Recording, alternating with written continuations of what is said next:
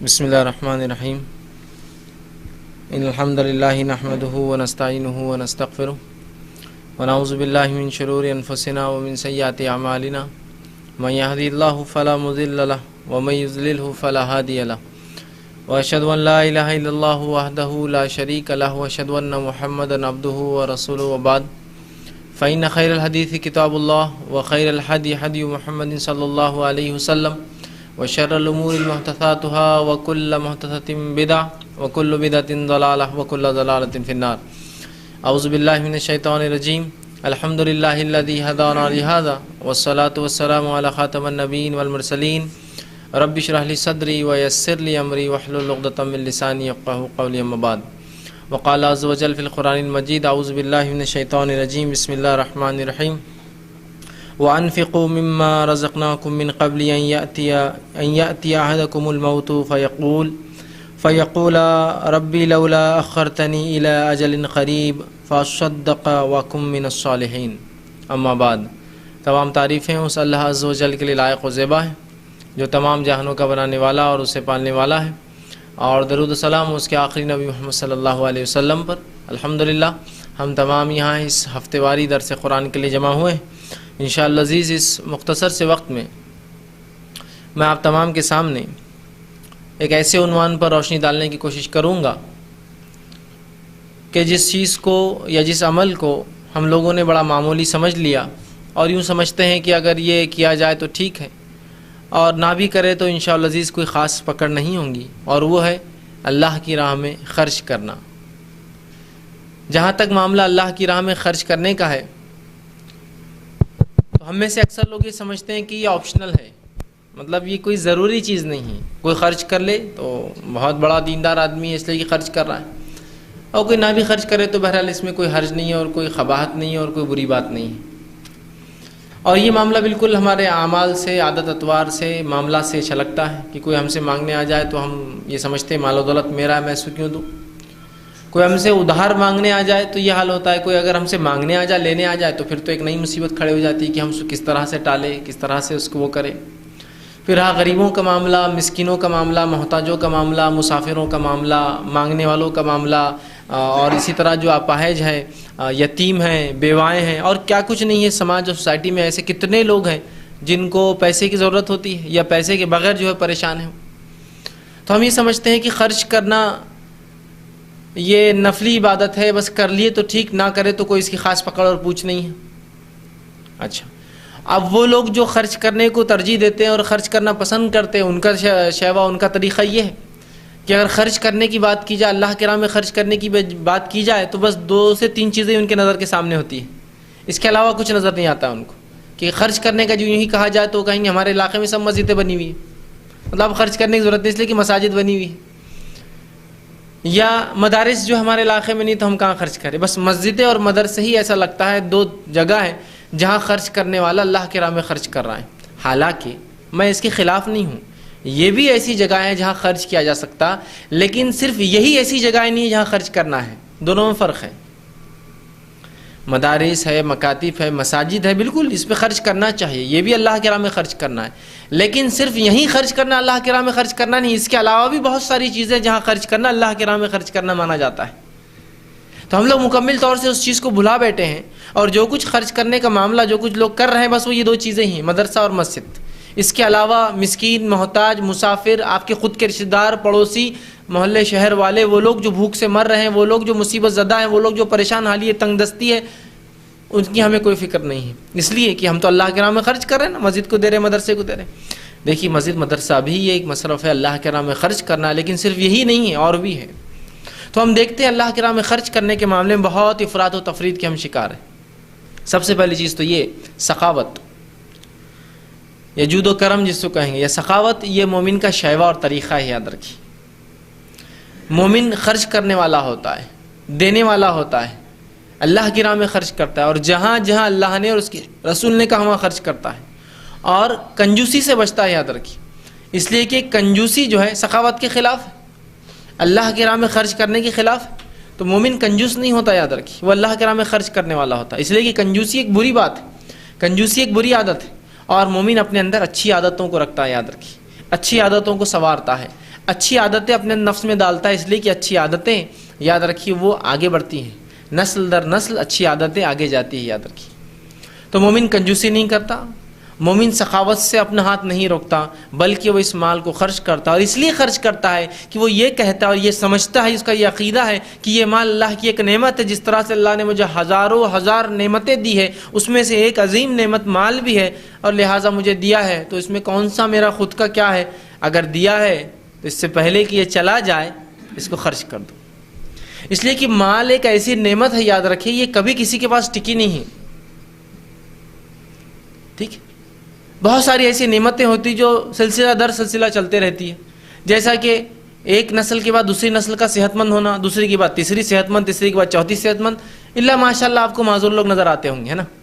تو آپ یہ کہہ سکتے ہیں کہ یہ صحت کی نعمت اللہ نے نسل در نسل ہم کو دے دی، یہ کبھی ختم نہ ہونے والی چیز ہوگی کہ دادا بھی صحت مند تھے، اللہ نے اپاہج نہیں رکھا، صحت تندرستی دی، باپ بھی ویسی ہے، بیٹا ہے، پوتا بھی ویسی ہے، نسل در نسل۔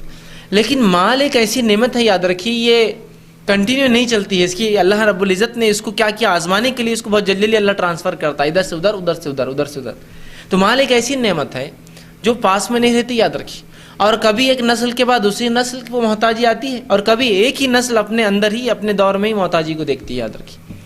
تو مال ٹکتا نہیں ہے، تو مال ایک ایسی نعمت ہے جو اللہ رب العزت اس کو مختلف جگہ اس کو فوراً ادھر سے ادھر دے کر آزماتا ہے، اس لیے کہ یہ آزمائش کی چیز ہے، یاد رکھیے۔ اور مال ایک بڑی آزمائش ہے، یاد رکھیے، جس کے پاس ہے اس کے لیے آزمائش ہے، اور جس کے پاس نہیں ہے اس کے لیے بھی آزمائش ہے، دونوں کے لیے آزمائش ہے نا؟ دیکھیے، میرے پاس مال نہیں ہے، میرے لیے آزمائش ہے۔ اگر میں سڑک سے گزرتا ہوں، راستے سے گزرتا ہوں، اور ایک نعمت اللہ کی دکھتی ہے مجھے، اور میں اس نعمت کو پسند کرتا ہوں، کاش کی نعمت میرے پاس آ جائے، کھانے کا معاملہ ہو، لباس کا معاملہ ہو، گاڑیوں کا معاملہ ہو، گھروں کا معاملہ ہو، کسی بھی نعمت کا، اور میں یہ سوچتا ہوں کاش کی یہ ایک مثال ہی لے لیجیے، آپ بازار سے گزر رہے ہیں اور آپ نے کھانے پینے کی دکانیں دیکھ لی، بہت عام ہوتی، اور ایک آدمی جو غریب ہے اور وہ سوچتا ہے کہ کاش یہ نعمت میرے پاس ہوتی، میں کھاتا اس نعمت کو، لیکن اس کے جیب میں پیسہ نہیں ہے تو آگے بڑھ جاتا، آزمائش ہے نا اس کے لیے مال، کہ چاہتے ہوئے بھی اس نعمت کو ہاتھ نہیں لگا سکا، آگے بڑھ گئے۔ اس کو دل چاہتا ہے کہ فلاں لباس پہنوں میں، لیکن مال نہیں ہے، لباس کو دیکھا آگے بڑھ گیا، آزمائش ہے نا اس کے لیے۔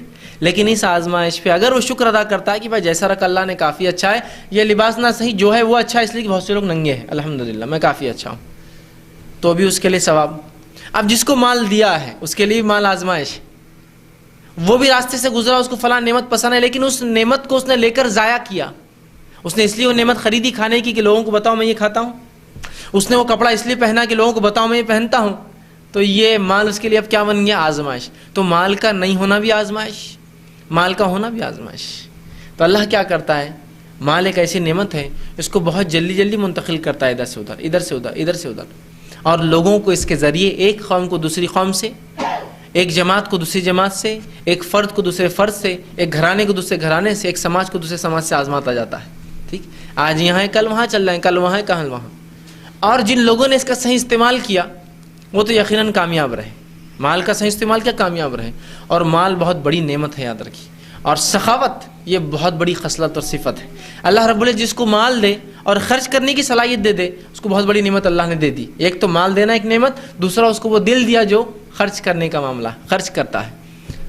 اور شریعت اسلامیہ نے کنجوسی کو پسند نہیں کیا، ہاں، اور اسی کے برخلاف بیجا خرچی کو پسند نہیں کیا، نہ اسراف کو پسند کیا، نہ کنجوسی کو پسند کیا، بیچ والا راستہ، بیچ والا، مڈل وے جس کو کہیں گے، بیچ والا راستہ، اوسط درجے کا راستہ، نہ اسراف کرتا ہے نہ کنجوسی کرتا ہے، ایک میانہ روی مومن ہر کام میں، اس کی چال میانہ، اس کی بات میانہ، اس کا عمل اور رویہ اس کا بالکل میانہ روی کا ہوتا ہے، سینٹر ہوتا ہے، مڈل موسٹ ہوتا ہے، بیچ والا ہوتا ہے۔ افراد و تفرید کا مومن شکار نہیں ہوتا، زیادتی اور کمی کا شکار نہیں ہوتا ہے، سمجھ رہے بات؟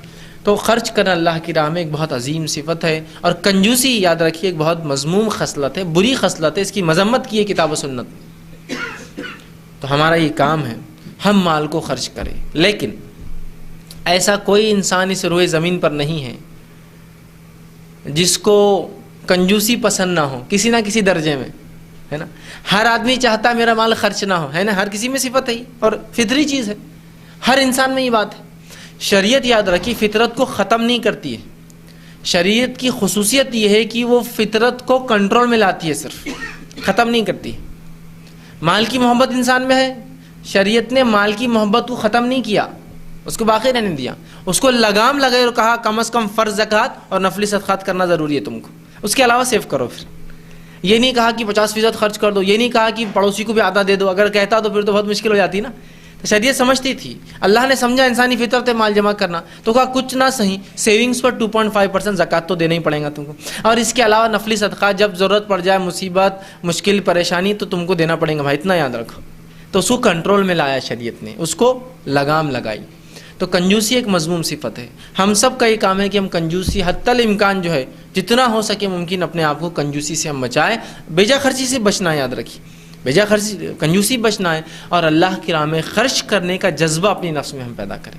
ایک بار یہ جذبہ پیدا ہو جائیں گا نا، یاد رکھیے، تو اس امت کا بہت سارے معاملات جو آج صرف خرچ نہ کرنے کی وجہ سے، اور جو مال اللہ نے دیا ہے اس کو اپنا میرا کمایا ہوا ہے یہ سمجھنے کی وجہ سے، آج امت بہت بڑے بڑے فتنے اور فساد میں پھنسی، معلوم آپ کو، اس کا آپ اندازہ نہیں لگا سکتے۔ ایک طرف تو وہ ہے جن کے پاس اتنی دولت ہے کہ اندازہ نہیں ہے، اور ایک طرف وہ ہے کہ ایک بڑا طبقہ بھوکمری سے مر رہا ہے، پریشان ہے، تنگ دست ہے۔ یاد رکھیے یہ تو ہمارے سماج کا حال ہے، لیکن اگر پورے دنیا عالمی سطح پہ ہم جائیں تو ایک سماج تو وہ ہے جو اللہ کی نعمتوں کو اسراف کر کر کے نہیں تھک رہا ہے، ایک لباس کے بعد دوسرے ہفتے نیا لباس خریدتا ہے، اور دوسری طرف وہ طبقہ ہے امت مسلمہ کا، وہ گروہ ہے کہ جو بھوکمری سے مر رہا ہے، بھوکوں مر رہے ہیں۔ یاد رکھیے کھانا نہیں ہونے کی وجہ سے، کئی مسلم ممالک کے جہاں لوگ مر رہے ہیں، ہر روز مرتے ہیں کھانا نہیں ہونے کی وجہ سے۔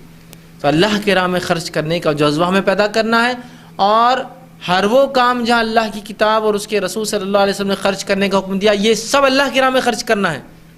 صرف مخصوص چیزوں کا مت بنا لیجیے یہ اور یہ اللہ کی راہ میں نہیں، جہاں جہاں اللہ نے حکم دیا خرچ کرنے کا وہاں خرچ کرنا، اللہ کی راہ میں خرچ، اپنے رشتہ داروں پر، مسکینوں پر، مسافروں پر، مانگنے والوں پر، غریبوں پر، جو لوگ بیچارے جو ہے تنگ دست ہیں ان پر، مصیبت زدہ ہیں ان پر، اور کہاں کہاں شریعت نے بہرحال بہت ساری جگہ قرآن نے حکم دیا، ان تمام جگہوں پہ یاد رکھیے خرچ کرنا یہ اللہ کی راہ میں خرچ ہے، اللہ کی راہ میں جہاد پر، مجاہدین کی جو ہے خاندانوں پر، اور بہرحال وہ لوگ جو اللہ کی راہ میں اپنے آپ کو صرف کر رہے ہیں ان کے لیے، ان کی معاش، ان کی جو ہے فائنینشیل جو ہے سنبھالنے کے لیے ان کو، کہ وہ اللہ کی راہ میں اپنا وقت دے رہے ہیں، ان کی بہت ساری جگہ یاد رکھیے جہاں ہم خرچ کر کے یہ اللہ کی راہ میں خرچ میں مانا جاتا ہے، یاد رکھیے۔ تو ہم کوشش کریں ہم خرچ کرنے والے بنیں، لیکن انسانی فطرت میں کسی نہ کسی لیول تک کنجوسی بھری ہے، یاد رکھیے۔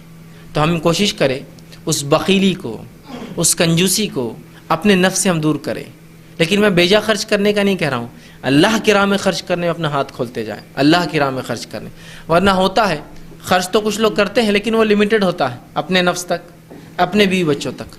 یقیناً اپنے نفس پہ خرچ کرنا بھی جو اس کا ثواب ملتا ہے، یقیناً بیوی بچوں پر خرچ کرنے کا بھی ثواب ملتا ہے، لیکن اس کا ہرگز معنی یہ نہیں کہ آپ 100% صرف بیوی بچوں پر خرچ کرتے جائیں اور اللہ کی راہ میں خرچ کرنے کا ثواب پائے۔ ایسا ہوتا ہے نا، حدیث کے اندر آتا ہے کہ جو خاندان پہ انسان خرچ کرتا ہے اپنے بیوی بچوں پر، یہ سب سے افضل صدقہ ہے، لیکن اس کا مطلب ہرگز یہ نہیں ہے کہ 100% انکم ہم اپنے خاندان پہ لگاتے، جیسا ہو رہا ہے 100% جو کچھ آ رہا ہے صرف میں کھا رہا ہوں، اچھی اچھی نعمتیں استعمال کر رہا ہوں، میرے خاندان والے کھا رہے ہیں اور اچھی اچھی نعمتیں استعمال کر رہے ہیں، اس کے علاوہ کسی کو اس کا فائدہ نہیں، یاد رکھیں کسی کو فائدہ نہیں ہو رہا اس کا، یہ بھی غلط ہے۔ تو ہم جو ہے واقعتاً اللہ کی راہ میں خرچ کرنے والے بنے، اللہ نے خرچ کرنے بار بار ابھارا، اور اللہ سبحانہ تعالیٰ سورہ معارج سورہ نمبر 70 اس کی آیت نمبر 19 سے لے کر 25 تک دیکھیے کیا فرماتا ہے، اور خرچ کرنے کی ترغیب دلاتا ہے۔ اللہ فرماتا ہے اور کہتا ہے ان الانسان خلق حلوا، اللہ فرماتا ہے بے شک انسان بے صبرا پیدا کیا گیا ہے، اس میں شکر نہیں ہوتا ہے، صبر نہیں ہوتا ہے، بہت جلدی اتاولا ہو جاتا ہے، بے شک انسان بے صبرا پیدا کیا گیا ہے۔ اللہ فرماتا ہے اذا مسہ الشر جزوع، اور جب کوئی شر آ کر کوئی تکلیف اور مصیبت آتی ہے تو جزع اور فضا کرتا ہے، جزع اور فضا کرتا ہے، پریشان حال ہو جاتا ہے، ہائے میرے ساتھ کیوں ہوا، فلاں ہوا، بے صبرا ہے نا، تو فوراً جزا فضا میں لگ جاتا ہے، یہ نہیں کہتا کہ اللہ کی مرضی تھی میں صبر نہیں، وہ بے صبرا ہے اور جزا فضا شروع کر دیتا۔ اللہ فرماتا ہے وَإِذَا مَسَّهُ خَيْرُهُ مَنُوعًا، اور اگر اس کو کوئی خیر پہنچتا ہے تو دینے والا نہیں بنتا ہے، لیکن شر پہنچتا ہے تو جزا اور فضا کرتا ہے، خیر پہنچتا ہے تو اس خیر کو بانٹنے والا نہیں بنتا ہے، دینے والا نہیں بنتا ہے۔ ٹھیک، دیکھیے انسانی فطرت کا اللہ کیسا خاکہ کھینچ رہا ہے کہ انسان بے شک جو ہے بے صبرا ہے، کہ اللہ جب اسے تنگ دستی دیتا ہے، مصیبت دیتا ہے، جزا فضا کرتا ہے، پریشان ہو جاتا ہے، صبر نہیں کرتا، اور جب اللہ اس کو کچھ خیر دیتا ہے تو شکر ادا نہیں کرتا اس کو خرچ کر کے، بلکہ اس خیر کو چھپا لیتا ہے، خرچ نہیں کرتا ہے۔ مال اللہ نے دیا، چھپا لیا اس کو۔ منوہا اللہ الا المصلین، ہاں سوا ان لوگوں کو چھوڑ کر جن کو اللہ دیتا ہے جو خرچ بھی کرتے ہیں۔ وہ کون ہے؟ جو نماز قائم کرتے ہیں، نمازی جو ہوتے ہیں، مطلب جو اللہ کو جانتے ہیں، اس پر ایمان لاتے ہیں اور نمازیں قائم کرتے ہیں، وہ اس بات کو سمجھتے ہیں کہ رب سے ملنا ہے اور وہ خرچ کرتے ہیں۔ وہ نہ ہوتے ہیں کہ اللہ کا خیر ملنے کے بعد دبا کے رکھتے ہیں۔ الا المصلین، ہاں نمازی جو ہوتے ہیں وہ اللہ کے راہ میں خرچ کرتے ہیں۔ آگے فرمایا الذین هم علی صلاتہم دائمون، اور فرمایا جو اپنے نماز کو جاری رکھتے ہیں، ہمیشگی کے ساتھ، پابندی کے ساتھ اپنی نمازوں کو قائم کرتے ہیں۔ اور فرمایا والذین فی اموالہم حق معلوم، اور جن کو یہ پتہ ہے کہ ان کے رب نے ان کے مالوں میں لوگوں کا حق رکھا ہے، حق رکھا ہے۔ وہ کون ہے؟ جو اللہ کی نعمتوں کو خرچ کرتے ہیں اور مصیبت میں جزا فضا نہیں کرتے، پریشان نہیں ہوتے بلکہ شکر ادا کرتے ہیں۔ وہ لوگ ہیں جو نماز قائم کرتے ہیں، مسلسل نماز دائم، بالکل معاملہ ہے ان کا معمول نمازیں قائم کرتے ہیں۔ اور ان کی صفت بتائی گئی جب اللہ انہیں دیتا ہے والذین هم فی اموالہم حق معلوم، جو اللہ نے حق رکھے ہیں ان کے مالوں میں، ان کو وہ چیز معلوم ہے۔ اور پھر فرمایا للسائل والمحروم، اور وہ جو مانگنے والے ہوتے ہیں اور وہ جو محروم ہیں اللہ کی نعمتوں سے، وہ ان کو کیا کرتے ہیں؟ اپنے مال میں سے خرچ کرتے ہیں۔ تو یہاں دیکھیے اللہ رب العزت نے اس صفت کی طرف مومنوں کو بھارا اور یہ فرمایا کہ وہ لوگ جو توحید پرست ہوتے ہیں، جو نماز قائم، ظاہر توحید کے بعد ہی انسان نماز پہ رہیں گا، نماز قائم کرتے ہیں، نمازوں کو دائمی طور سے کرتے ہیں، تو وہ جانتے ہیں ان کے رب نے ان کے مالوں میں حق رکھا ہے۔ ان کا مال ان کی ذاتی ملکیت اور پراپرٹی نہیں ہے، تو وہ جانتے ہیں کہ ان کا حق کس کس کو دینا ہے۔ اور سائلین اور محروم جو مانگنے والے ہوتے ہیں اور محروم ہیں اس مال اور اس نعمت سے، ان کو وہ نعمت وہ لوگ جو ہے بانٹتے ہیں۔ کتنی زبردست بات بتائی دیکھیے۔ تو ہمارا یہ کام ہے کہ ہم بھی اللہ کی راہ میں خرچ کریں، یاد رکھیں جو کچھ میسر ہو، جو کچھ اللہ نے دیا اس میں سے خرچ کرنے والے بنے۔ اسی طرح اللہ رب العزت قرآن میں فرماتا ہے، سورہ توبہ سورہ نمبر 9 آیت نمبر 103، اور فرماتا ہے خذ من اموالہم صدقات تطہرہم وتزکیہم بہا۔ اے نبی آپ ان مومنوں کے مالوں سے جو ہے صدقات لیا کیجئے، ان کے مال سے، ان سے مال لیا کیجئے، صدقات لیا کیجئے، تاکہ ان صدقات کے ذریعے اللہ فرماتا ہے، اور فرماتا ہے صدقات تطہرہم وتزکیہم، تاکہ ان کو آپ پاک کرے اور ان کے نفس کا تزکیہ ہو۔ کیا فرمایا اللہ نے؟ اے نبی کہ ان مومنوں کے مال سے آپ صدقات لیا کیجئے، تاکہ صدقات لینے سے کیا فائدہ؟ مال خرچ کرنے کا فائدہ سنیے، اللہ فرماتا ہے تطہرہم، تاکہ گناہوں سے معافی ملے ان کو، ہے نا۔ اس لیے کہ مال خرچ کرنے سے بہت سارے گناہوں سے انسان بچ جاتا ہے۔ گناہ کبیرہ تو بغیر توبہ کے معاف نہیں ہوتے، لیکن بہت سارے صغائر مال خرچ کرنے سے معاف ہو جاتے ہیں، معلوم آپ کو؟ تو فرمایا تطہرہم، تاکہ ان کو آپ پاک کر دے گناہوں سے۔ اور اس کی دلیل حدیث رسول بھی ایک ہے جس میں آپ نے فرمایا اور عورتوں سے کہا میں نے تمہیں جہنم میں زیادہ دیکھا ہے، لہذا تم صدقات زیادہ کرو، ہے نا۔ کیا فرمایا؟ میں نے تم عورتوں کو جہنم میں زیادہ دیکھا ہے، بچنے کا طریقہ لہذا تم صدقات زیادہ کرو، ہے نا۔ تو پتہ چلا صدقات دینا، مال خرچ کرنے سے گناہ صغیرہ صغائر اللہ معاف کرتا ہے۔ تو کہا اے نبی آپ ان صحابہ کے مالوں میں سے لیا کیجئے، پیسہ صدقات لیا کیجئے، تاکہ اس کے ذریعے ان کے گناہ اللہ معاف کرے۔ وَتُزَكِّيهِمْ بِهَا، اور ان کے نفس کا تزکیہ ہو۔ تو گویا اگر کوئی اپنے نفس کو پاک کرنا چاہتا ہے تو بغیر مال خرچ کرے کہ نہیں ہو سکتا۔ نفس کے تزکیے کے لیے مال خرچ کرنا ضروری ہے۔ اسی لیے اللہ رب العزت نے مالی عبادتیں پہ ہم پر فرض کیے، ایک زکوٰۃ اور دوسرا حج، دونوں مالی عبادتیں ہیں نا۔ زکوٰۃ جس کو سالانہ مال اللہ نے دیا جو نصاب سے زیادہ ہے تو ہر سال نکالے، اور دوسرا حج بھی ظاہر سی بات ہے کافی مال لگتا ہے اس کے اندر جا کے آنے میں۔ تو دو عبادتیں فرض رکھی تاکہ خرچ کرنے کا ایک جذبہ بنے، یاد رکھیں، ایک جذبہ بنے، یاد رکھیں۔ تو ہمارا یہ کام ہے ہم بھی اللہ کی راہ میں خرچ کرنے والے بن جائیں۔ اور میں بھی زکوٰۃ کی بات نہیں کر رہا ہوں، زکوٰۃ تو یہ فرض ہے، میں نفلی صدقات کی بات کر رہا ہوں اس درس کے اندر۔ اللہ کی راہ میں جو خرچ کی میں بات کر رہا ہوں یہ نفلی صدقات ہے، یاد رکھیے۔ اور جو کبھی کبھار خرچ کرنا فرض ہو جاتا ہے، یاد رکھیے، کبھی کبھار تو نفل میں رہیں گا، کبھی کبھار ان کا خرچ کرنا فرض ہو جاتا ہے آپ پر، کہ آپ دیکھ رہے ہیں کہ انسان غربت کی وجہ سے کفر کی طرف جا رہا ہے تو اب خرچ کرنا فرض ہے آپ پر۔ زکوٰۃ تو آپ دے رہے ہیں نہیں، اب اس کو اور بھی دینا پڑے گا آپ کو نکال کر، ٹھیک۔ تو مال خرچ کرنا بڑی اہم چیز ہے۔ اور اللہ رب العزت فرماتا ہے اور قرآن میں اس خصلت کے تعلق سے جو مال خرچ کرنے کی خلاف ہے اور وہ کنجوسی ہے، اس کے تعلق سے فرماتا اور کہتا ہے سورہ حشر سورہ نمبر 59 آیت نمبر اس کی 9 میں فرماتا اور کہتا ہے ومن شوخ شح نفسه فاولئک هم المفلحون، اور جو اپنی نفس کی کنجوسی سے بچا لیا گیا فاولئک هم المفلحون، تو یہ تو کامیاب لوگ ہیں۔ کون؟ جو اپنی نفس کی کنجوسی سے بچا لیا گیا۔ کنجوسی سمجھ رہے نا؟ نفس کی بخیلی سے جو بچا لیا، اللہ نے جس کو بچا لیا نفس کی کنجوسی سے، فاولئک هم المفلحون، تو وہ تو کامیابی پا گیا، وہ تو کامیابی پا گیا۔ اب ایک سوال یہاں ذہن میں اٹھتا ہے ہمارے، میرے اور آپ کے، جو نفس کی کنجوسی سے بچ گیا وہ کامیابی پا لیا، جو خرچ کر رہا ہے وہ کامیاب ہو گیا۔ یہ آیت تو مالداروں کے لیے ہے، ہم میں سے اکثر لوگ مالدار نہیں ہیں۔ لوگ ایسا سوچ سکتے ہیں نا، میں کہاں پیسے والا ہوں، خرچ کرنے کی جب بات آ رہی ہے وہ تو پیسے والوں کے لیے ہے۔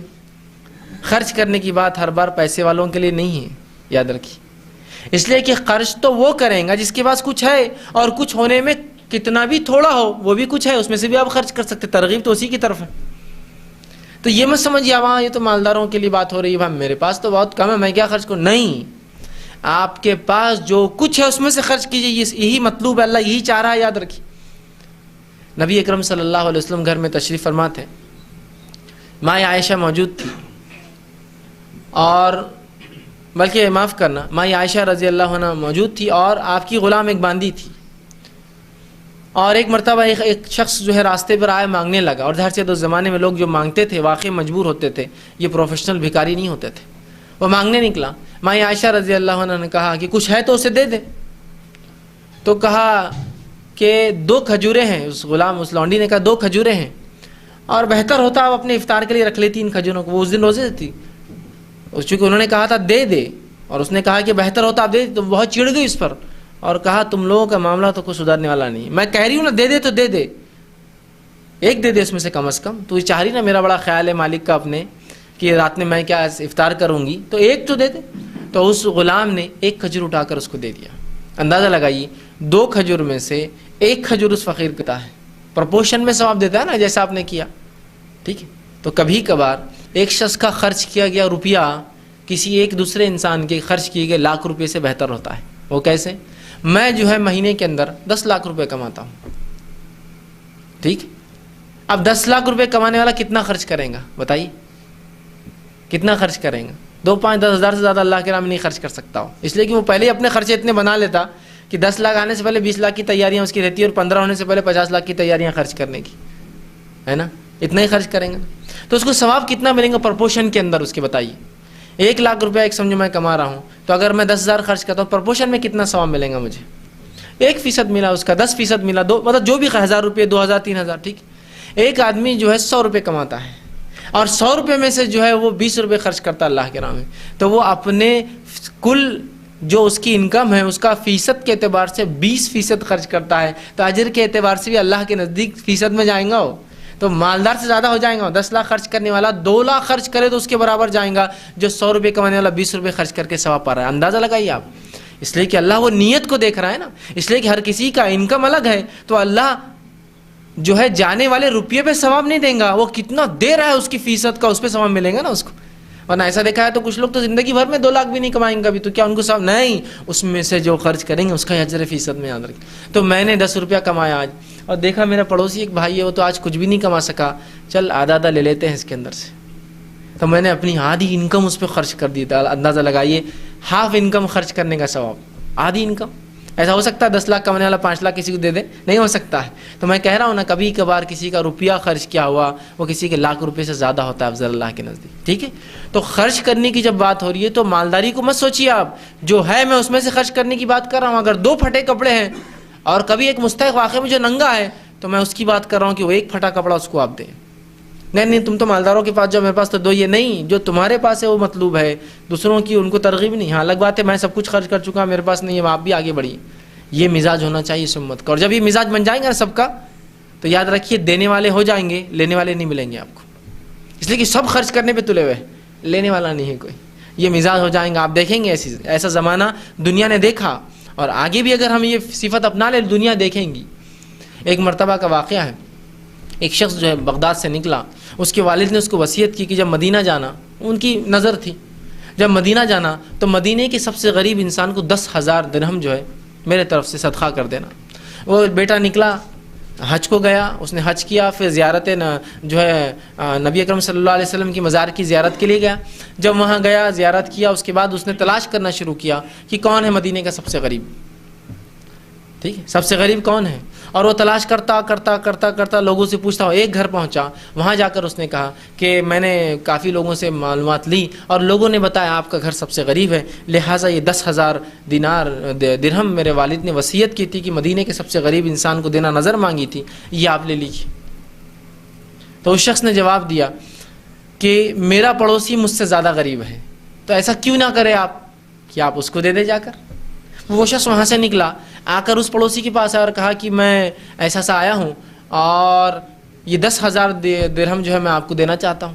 تو اس شخص نے کہا کہ میرا پڑوسی مجھ سے زیادہ، آپ اس کو دیں. تو اس نے کہا میں ان کے پاس سے آ رہا ہوں، ان کے پاس گیا تھا، انہوں نے کہا آپ سب سے غریب ہیں اور آپ کہہ رہے وہ سب سے غریب، اب میں کیا کروں. تو کہا اچھا ٹھیک ہے، ایسا لگتا ہے کہ ہم دونوں برابری میں غربت میں، آپ دونوں کو آدھا آدھا بانٹ دیجیے. اور اس شخص نے 5,000 اس کو دیے اور 5,000 اس کو دیے. اندازہ لگائیے، بانٹنے ایک شخص جا رہا ہے، لوگوں سے پوچھ رہا ہے اور لینے والا نہیں ہے کوئی. تھوڑا سا اس مثال کو بازو رکھ دیجئے، آج کی دور کی مثال لیجیے. ایک شخص 10,000 روپے لے کے اورنگ آباد آیا اور مجھ سے پوچھتا ہے کہ فیض صاحب ایسا کوئی ہے جو غریب ہے اورنگ آباد، اس کو مجھے دینا ہے، تو سب سے بڑا غریب تو اس وقت میں ہی ہو جاؤں گا، لائیے مجھے دے دیجیے، میں ہی سب سے بڑا غریب. ایسا ہو سکتا ہے کہ میں پہنچاؤں اس کو اورنگ آباد کے سب سے غریب انسان تک، پوچھتے پوچھتے کوئی پہنچے؟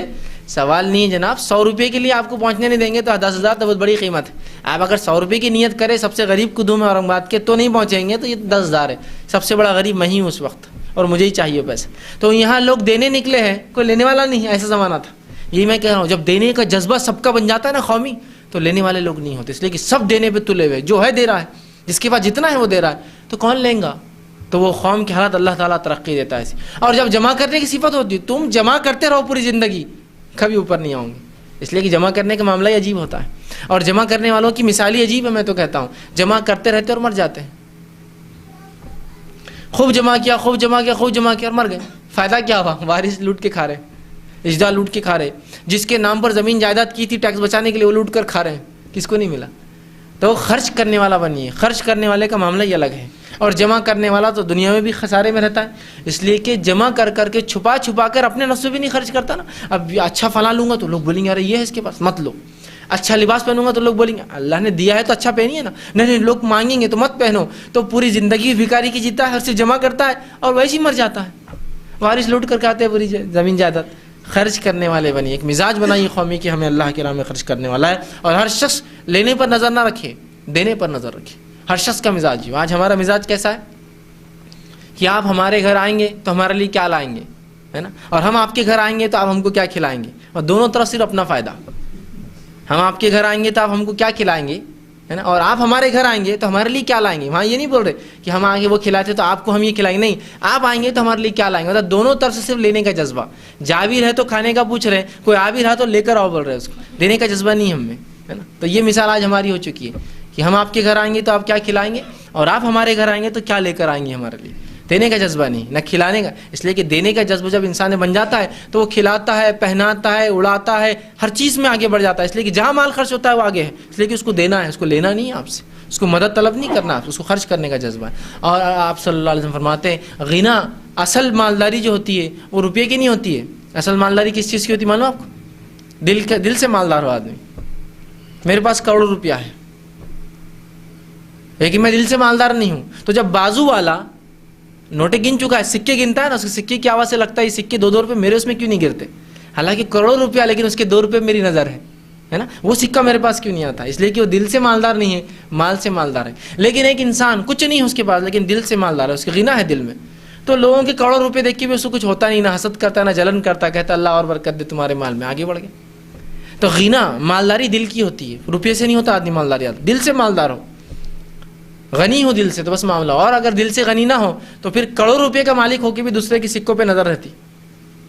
تو غنا جو ہوتی ہے نا، دل کی غنا، آدمی دل سے مالدار ہو، دل سے غنا ہو، اس میں دل کی مالداری اللہ دے دے تو پھر معاملہ ہی کیا. اور اصل مالدار آدمی دل سے ہی ہوتا ہے، یاد رکھیے. ٹھیک. تو شریعت ہم کو ابھار رہی ہے خرچ کرنے. اچھا، اب یہ خرچ کرنے والی صفت کیسے ہم میں آئیں گی؟ اس کے لیے کون سی دوا کھائے، کون سے ڈاکٹر کے پاس جائے، کون سی ٹیبلٹ لے، کون سی ایکسرسائز کرے تو ہم کو خرچ نہیں. یہ عادت نفس کو کاٹ کر اپنے جس کو خرافات، جو خناس جس کو بولیں گے، شیطان جو ہم کو خلاف بہکاتا ہے مال خرچ کرنے کی، اس کو دبا کر اپنی نفسوں کو ابھارنا ہے، ہم کو خرچ کرنے پر ابھارنا ہے نفسوں کو، یاد رکھیے. اور یہ عادت جب ہم اپنی نفس میں ڈال لیں گے تو یہ عادت نسل در نسل آگے جاتی ہے، یاد رکھیے. اچھی خصلتیں آگے جاتی ہے اور بری خصلتیں بھی آگے بڑھتی ہے، یاد رکھیے. کیسا میں سائنسی اعتبار ثابت نہیں کر سکتا ہوں، لیکن دنیاوی تجربوں سے بتا سکتا ہوں کہ ایسا ہوتا ہے. ایسا ہوتا ہے. آپ دیکھیے ایک انسان ہے، اس کو ایک مخصوص قسم سے سونے کی عادت ہے، جو ہاتھ نیچے رکھ کے سیدھا سوتا ہے کان. آپ دیکھیے اس کا بچہ ہوتا ہے 3-4 مہینے کا، ہاتھ رکھ کے نیچے سوتا ہے. کس نے سکھایا اس کو؟ اس میں آئی نا وہ خصلت و صفت اس باپ سے. اچھا اس باپ سے نہ آئے تو اس کے دادا کی صفتیں آتی ہے کبھی، ہے نا. یا کبھی خاندان میں کوئی گزرا ہو تو وہ بھی صفتیں آتی. معلوم آپ کو نبی اکرم صلی اللہ علیہ وسلم کے زمانے میں ایک خاتون کو ایک بچہ پیدا ہو جو حبشی تھا، اور وہ عرب، بچہ برا حبشی 100% بالکل جس طرح حبشی صفت ہوتی ہے، ایک دم کالا ہے بالکل حبشی. تو اس کے شوہر نے اس پر الزام لگایا. بات آپ صلی اللہ علیہ وسلم تک آئی. جب اللہ کے رسول تک بات ہے، آپ نے بلایا اس والد کو، اس آدمی کو جو شوہر تھا، اور کہا کیا بات ہے؟ تو کہا اللہ کے رسول شاید اس نے منہ کالا کیا، یہ بچہ میرا کالا ہے جبکہ ہم نسل عرب ہے اور گورے، اور یہ تو حبشی ہے بچہ. تو کہا اچھا. کہا تیرے پاس اونٹ ہے؟ تو کہا ہاں میرے پاس اونٹ ہے. کہا کون سے رنگ کے ہیں؟ تو کہا بھورے ہیں. تو کہا اس میں کچھ کالے ہیں کیا؟ تو کہا ہاں کالے ہیں. تو کہا ان کے ماں باپ کیسے تھے؟ تو کہا وہ کالے نہیں تھے لیکن اونٹ کالا پیدا ہوا. تو کہا ایسا کیوں؟ تو کہا اس کے 7ویں پیڑھی پہلے، چونکہ عرب اپنے گھوڑوں کی اور اونٹوں کی نسلیں یاد رکھتے تھے، اس کی 7 پیڑھی پہلے ایک اس کا جد اعلیٰ میں ایک تھا جو کالا اونٹ تھا، اسی کی وجہ سے اس 7 نسل بعد ایک کالا پیدا ہوا، مطلب کالا اونٹ پیدا ہوا اس دادا پردادا کی صفت کی وجہ سے. تو کہا بس ہو سکتا ہے تیری نسل میں کوئی گزرا ہو ایسا. تو کہا ہاں بات سمجھ میں آ گئی میرے. مطلب وہ جو بچہ جس پر گیا ہے تیری نسلوں میں ہو سکتا ہے کوئی ویسا آدمی رہا ہو جو حبشی رہا ہو، جس سے شادی کی ہو تمہاری عورتوں نے، جس کا نتیجہ ہو تو اس کو بات سمجھ میں آئی. اس لیے کہ جانوروں سے اس کو بات سمجھ میں آ گئی، اس لیے کہ اس کے پاس ایک کالا اونٹ تھا، اس کے جو اس اونٹ کی ماں کالی نہیں تھی. کہا ایسا کیوں؟ تو کہا اس کے 7 پیڑھی پہلے ایک کالا اونٹ تھا. تو کہا بس خصلتیں دیکھ رہے نا، صفتیں آتی ہیں. تو اچھی صفتیں ہم کو اپنی نسلوں میں پیدا کرنی ہوں گی. پتہ نہیں وہ ہماری اچھی صفتیں ہمارے بچوں میں نہیں، اس کے آگے کہیں جائے جس کا ثواب ہمیں ملے. اس لیے کہ اچھی صفتیں بہت محنت کے بعد نفس میں آتی ہیں، معلوم آپ کو. اور خرچ کرنے کا جو میں بتا رہا ہوں نا معاملہ، اس کو تو بہت زیادہ محنت کرنا ہوگی. ابھی تو توحید اور نماز کے لیے بلا بلا کر ہی لوگ تھکے ہوئے کہ لوگ آئے. خرچ کرنا تو اس کے بعد کی بات ہوتی ہے نا. ابھی نہ ہماری توحید درست ہے، شرک میں ڈوبے ہیں، اور نہ ہی ہم نمازوں کی طرف آتے ہیں، 5 وقت کام پڑھ رہے ہیں، ہے نا. خرچ کرنا تو اس کے لیے تو اور مشقت لگی ہم کو، اور آگے بڑھنا پڑیں گا ہم کو. اور جب یہ صفت آئیں گی نا تو آپ دیکھیے آپ اپنے آپ کو طہارت ایک دم پاکیزہ محسوس کریں گے، اپنی نفسوں کا پاکیزہ محسوس کریں خرچ کرنے والی صفت کے بعد. اور جو جمع کرتا ہے نا وہ پلید ہو جاتا ہے، گندا ہو جاتا ہے، یاد رکھیے. اس لیے کہ اس کا ذہن گندا، اس کا دماغ ہر جگہ صرف وہ لوگوں کو لوٹنا اور جمع کرنے کی سوچتا ہے. اور جس کا ذہن کھل جاتا ہے، جو خرچ کرنے کی صفت رکھتا ہے، ہر جگہ اچھا سوچتا ہے نا. دیکھیے میں کسی دعوت میں گیا ہے نا، تو میں وہ کھانا اور اتنا کھانا کھاتا ہوں جتنا گھر میں نہیں کھاتا ہوں، اس لیے کہ فری کا ہے نا. اس لیے کہ اس کی نفس جو ہے خراب ہے، یہ دوسروں کا لینا چاہتا ہے. لیکن ایک آدمی کی صفت دینے والی ہے، تو آپ دیکھیں گے اس کا رویہ اپنے گھر میں جو ہے وہی اس کی دعوتوں میں بھی. وہ گرتا پڑتا نہیں وہاں بھی، وہ بیٹھا ہے آرام سے تھوڑا کھاتا مختلف، اس لیے کہ میں اتنا ہی کھاتا ہوں، مجھے ضرورت نہیں. اس لیے کہ اس کی نفس پاک ہے، اس کی نفس اس کو اچھائی کا حکم دیتی ہے، اور یہ کہتی ہے خرچ کرو، لینے پہ نظر کیوں رکھتے ہو، دینے کا معاملہ پیدا کرو، یہ صفت پیدا کرو. تو ایسی صفتیں ہمیں اپنی نفس میں ڈالنا ہوں گی، یہ صفتوں کو پیدا کرنا ہوگا. یاد رکھیے ہمیں اندر کہ دینے والا معاملہ ہو، دینے والا معاملہ، اوپر والا میرا ہاتھ ہو، میں خرچ کرنے والا رہوں گا، مجھے کسی کی مدد نہیں چاہیے، میں کسی سے کوئی چیز توقع نہیں کرتا ہوں، میں کسی کے مال پہ نظر نہیں رکھتا ہوں، کسی کی اولاد سے مجھے کوئی جلن نہیں ہے، اللہ نے اس کو دیا، اس کو مال جو کچھ اس کا ہے میں یہ نہیں، میں دینے والا معاملہ رکھتا ہوں. یہ صفت ہم کو اپنے نفس میں پیدا کرنی ہوگی.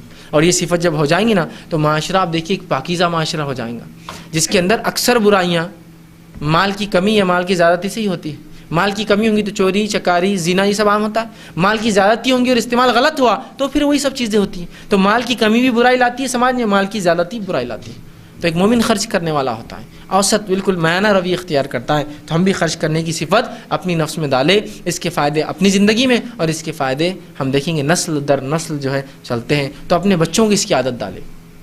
چھوٹے بچے ہوتے ہیں نا گھر میں، ان کو خرچ کرنے کی عادت ڈالیں. آپ ان کو کچھ نہ کچھ دیتے ہوں گے، خرچ کرنے کو دیتے ہیں نا بچوں کو. چھوٹا بچہ ہے، اس کو 2 روپے دے رہے 5 روپے دے رہے، تو وہیں جہاں اس کو پیسے دیتے ہیں ایک چھوٹا سا غلہ لا کے دیجیے اس کو، اور کہیے کہ ہم جو اس میں سے پیسے دیتے ہیں اس کا کچھ حصہ تم ضرور اس میں ڈالنا، ہم اس کو مہینے بھر بعد کسی غریب کو دیں گے.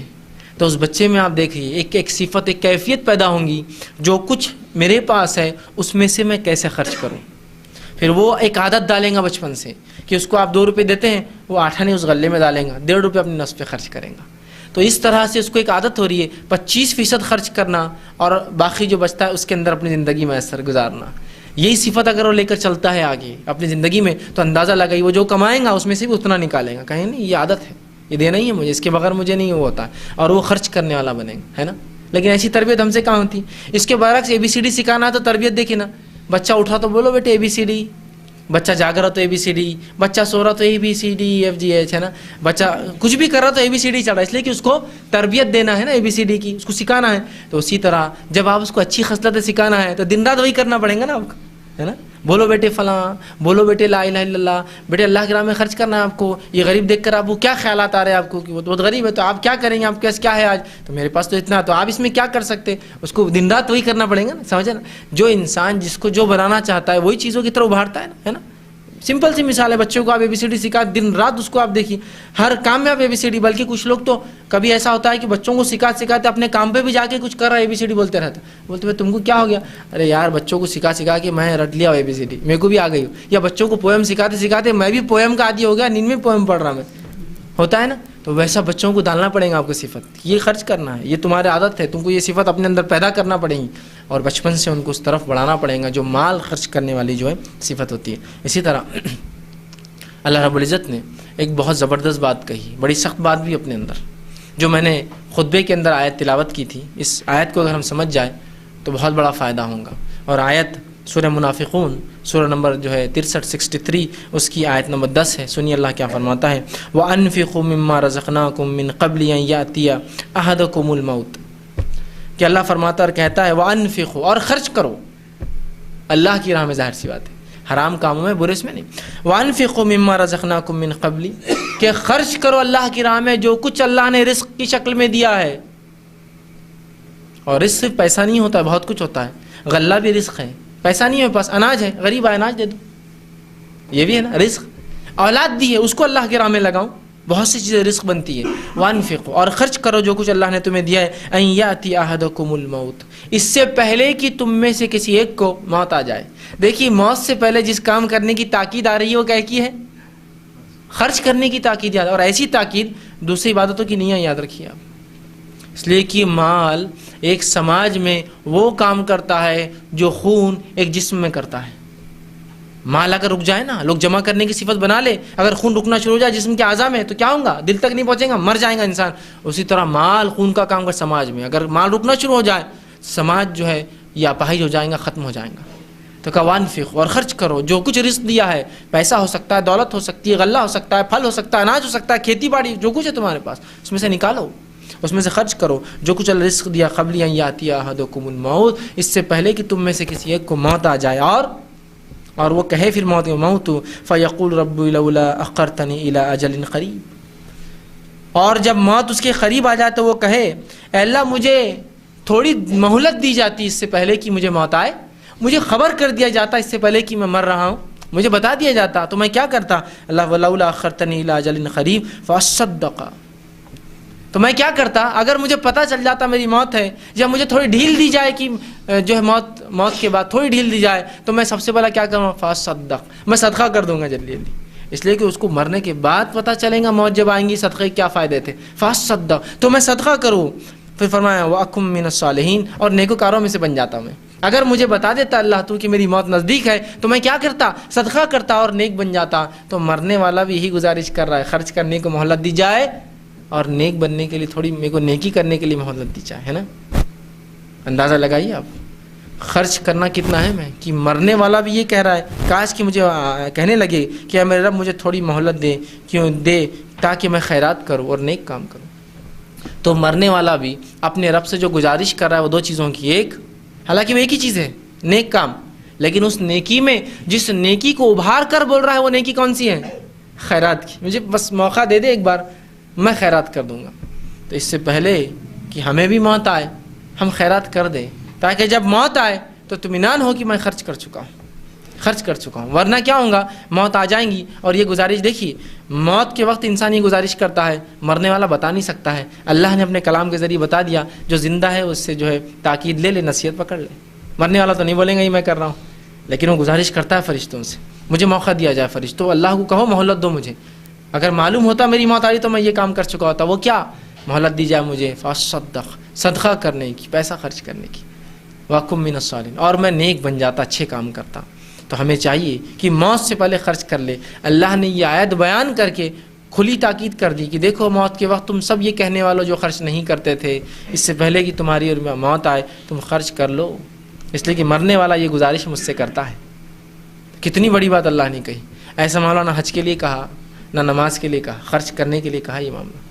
حالانکہ خرچ کرنا بھی نیکی، الگ سے کہا، مردہ الگ سے کہہ رہا ہے خرچ کرنے دیا جائے اور نیکی کرنے، حالانکہ خرچ کرنا بھی نیکی ہے، لیکن یہ بہت بڑی نیکی اس لیے تاکیدی آ رہا ہے، مرنے والا تاکیدی اس کا وہ کر رہا ہے۔ خرچ کرنا بڑا افضل عمل ہے، یاد رکھیے، اس کے لیے اپنے دلوں کو تیار کیجیے۔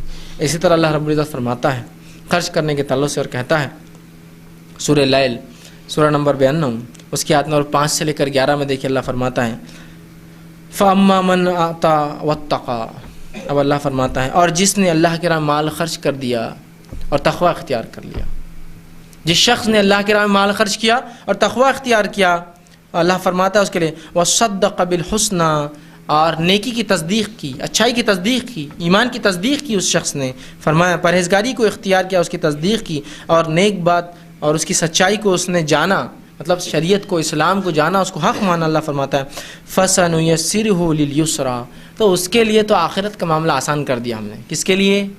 دیکھیے کیا فرمایا فَأَمَّا مَنْ أَعْطَى، پہلے کیا کیا اس نے، اور جس نے خرچ کیا، ٹھیک ہے، وَاتَّقَى، اور تقوی اختیار کیا، تو پتہ چلا خرچ کرنے سے نفس میں پاکیزگی آتی ہے، انسان تقوی اختیار کرتا ہے۔ اس لیے میں نے کہا کہ خرچ کرنے سے تزکیہ نفس ہوتا ہے، ورنہ خرچ جو نہیں کرتا ہے نا، برائیاں ان کے اندر آ جاتی ہیں۔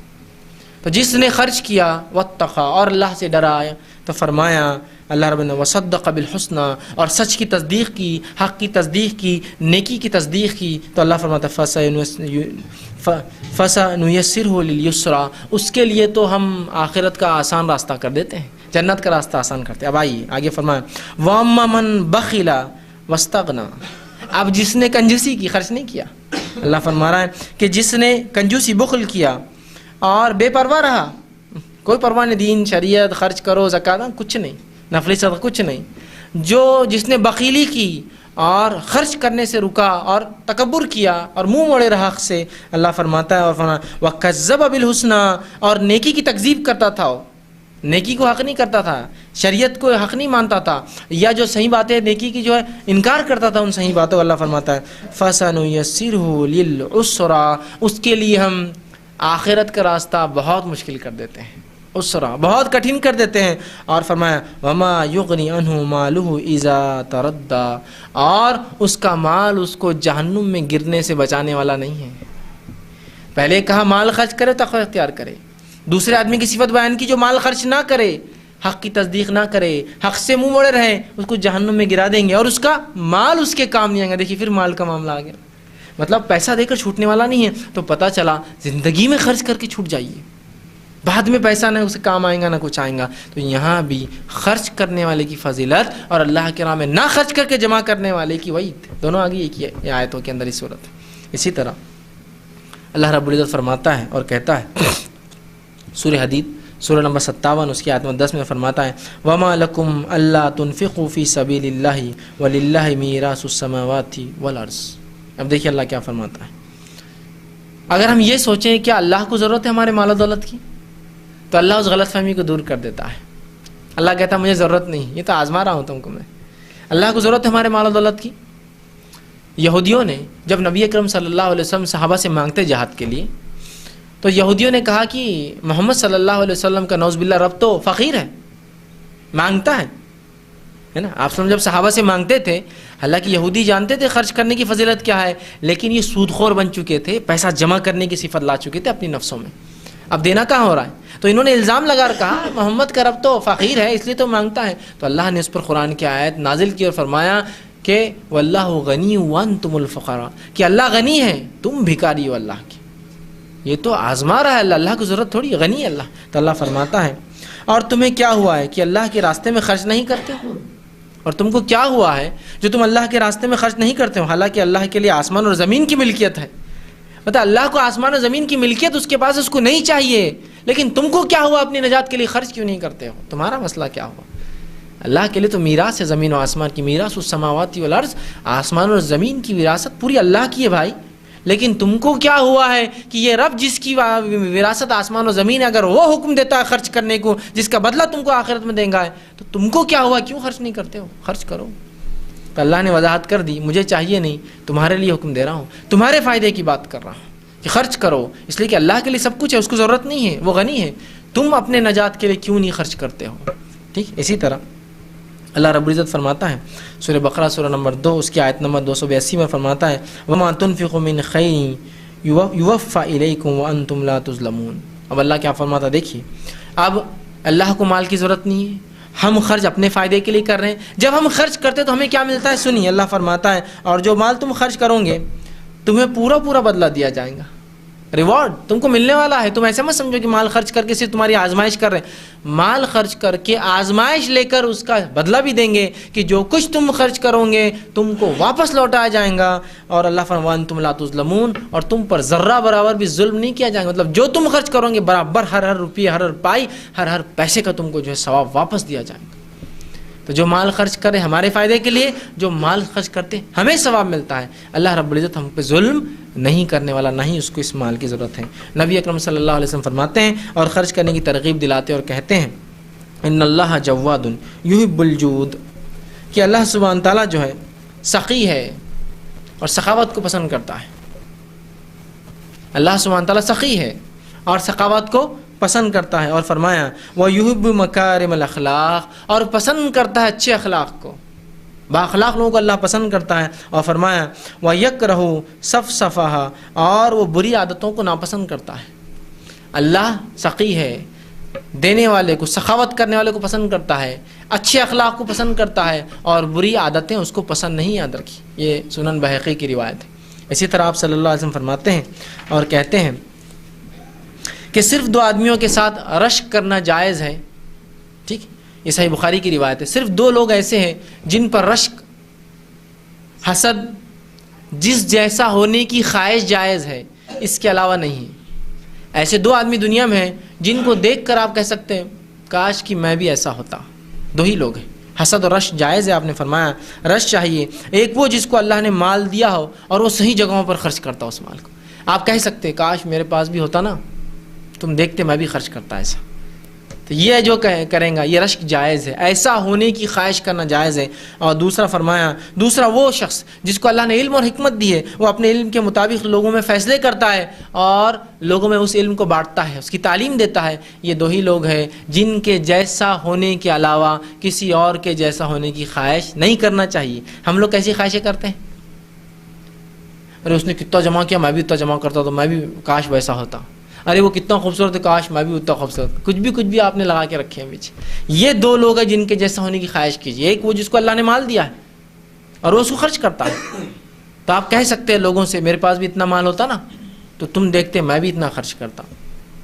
ٹھیک، تو یہ لکھ لی جاتی ہے یہ بات، فرشتے لکھ لیتے ہیں اس کی نیت ہے ایسے کہ اس کے ایسا خرچ کرنے. اور اگر میرے پاس بھی کاش ایسا علم ہوتا تم دیکھتے میں بھی ایسے فیصلے کرتا اور ایسی اس کے مطابق علم دیتا لوگوں کو. لیکن اس کا مطلب یہ نہیں کہ آپ کوشش نہ کریں اس میں. آپ کوشش کر رہے ہیں اس میں حاصل کرنے کی، علم خرچ کرنے کی، لیکن اتنا نہیں کر سکتے جتنا وہ کر رہا ہے، اتنا نہیں جتنا ہو. تو آپ امید کیجیے کاش میں ایسا ہوتا تو میں بھی ایسا کرتا. تو یہ 2 لوگوں کی جیسی خواہش کر سکتے، اس کے علاوہ کسی تیسرے کی جیسی خواہش نہیں کر سکتے میں اور آپ. تو دیکھیے مال خرچ کرنے والے کا کیا مقام ہے کہ اس جیسی خواہش کو جائز کر دیا شریعت کہ کاش میں بھی ایسا ہوتا تو میں بھی ایسی حلال جگہوں پر خرچ کرتا مال کو. ٹھیک. اسی طرح آپ صلی اللہ علیہ وسلم فرماتے ہیں، صحیح بخاری کی روایت ہے، تم میں سے کون ہے، آپ نے فرمایا صحابہ سے ایک بار، اور فرمایا اور کہا تم میں سے کون ہے جسے وارث کا مال اپنے مال سے زیادہ پسند ہو. کیا فرما رہے آپ؟ تم میں سے ایسا کون ہے جس کو وارث کا مال اپنے مال سے زیادہ پسند ہو. وارث کا مال سمجھ رہے نا آپ، میرے مرنے کے بعد میرا مال جن کو جائیں گا وہ ہوئے وارث. تو رسول اللہ پوچھ رہے کون ایسا ہے تم میں، صحابہ سے پوچھا، جس کو اپنے مال سے زیادہ وارث کا مال پسند ہے. صحابہ نے کہا اللہ کے رسول ایسا کون ہو سکتا ہے جس کو وارث کا مال پسند اپنے مال سے زیادہ؟ ہر کسی کو اپنا مال زیادہ پسند ہے. وارث کا مال تو اس کا ہوتا ہے نا، میرا کہاں ہوتا ہے؟ میرے مرنے کے بعد جو میرا مال میرے بچوں میں جائیں گا وہ میرے کو تھوڑی زیادہ پسند ہوگا، میرا مال میرے کو پسند. تو کہا ایسا کون ہو سکتا ہے جس کو وارث کا مال زیادہ پسند ہو بنسبت اپنے مال کی؟ تو آپ صلی اللہ علیہ وسلم نے فرمایا کہ تیرا مال تو وہ ہے جو تو نے آگے بھیج دیا، جو تو باقی چھوڑ جاتا ہے وہ تو وارث کا ہے نا. سبحان اللہ، کیسی بات بتائی آپ صلی اللہ علیہ وسلم نے. سنیے، آپ نے فرمایا تم میں سے ایسا کون ہے جس کو وارث کا مال اپنے مال سے زیادہ پسند ہے؟ صحابہ نے کہا ایسا کون ہو سکتا ہے جس کو وارث کا مال اپنے مال زیادہ پسند ہو؟ تو کہا جو تم آگے بھیج رہے ہو خرچ کر کے تو یہی تمہارا ہے. اب جو چھوڑ کر جا رہے ہو، جس کو تم پسند کر رہے ہو کہ جمع ہے، ارے بیوقوفوں یہ تو وارث کا ہے نا، پھر یہ آپ کا کہاں ہے؟ میں اپنے مال کو جو اللہ کے راہ میں نہ خرچ کر کر جمع کر رہا ہوں اور یہ کہہ رہا ہوں یہ میرا مال ہے، رسول اللہ فرما رہے یہ تیرا نہیں ہے تو وارث کا ہے نا، اس لیے کہ تو مر جائیں گا اس کو چھوڑ کر. تو کس کا ہوا؟